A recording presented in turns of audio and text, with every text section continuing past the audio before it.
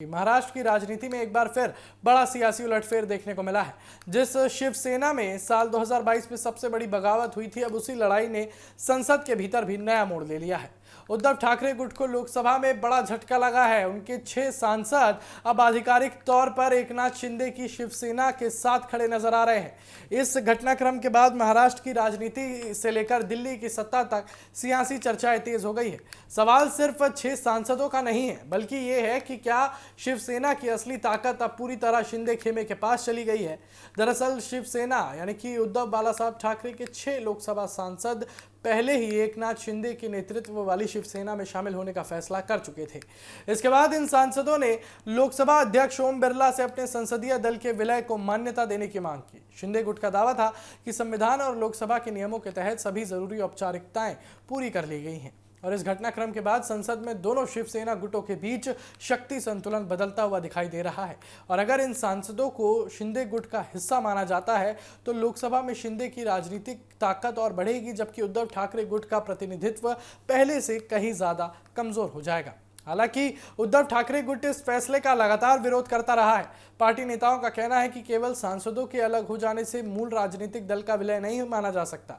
उनका तर्क है कि संविधान की 10वीं अनुसूची के तहत मूल पार्टी का विलय हुए बिना केवल संसदीय दल किसी दूसरे दल में शामिल नहीं हो सकता। इसी आधार पर उन्होंने लोकसभा अध्यक्ष के समक्ष अपनी आपत्ति भी दर्ज कराई थी।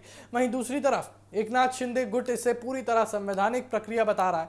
उनका कहना है कि सभी कानूनी औपचारिकताएं पूरी की गई हैं और सांसदों ने नियमों के तहत ही ये फैसला लिया है। शिंदे खेमे का दावा है कि ये केवल राजनीतिक फैसला नहीं बल्कि संसदीय प्रक्रिया के अनुरूप उठाया गया कदम है।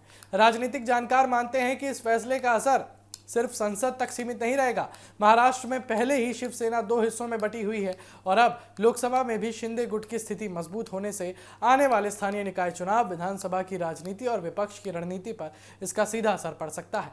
उधर विपक्ष इस पूरे घटनाक्रम को दल बदल कानून और लोकतांत्रिक परंपराओं के नजरिए से देख रहा है, जबकि एनडीए इसे संसदीय नियमों के तहत लिया गया वैध फैसला बता रहा है। ऐसे में राजनीतिक बयानबाजी अभी और तेज होने की संभावना है। अब सबसे बड़ा सवाल यही है कि क्या उद्धव ठाकरे इस फैसले को अदालत में चुनौती देंगे?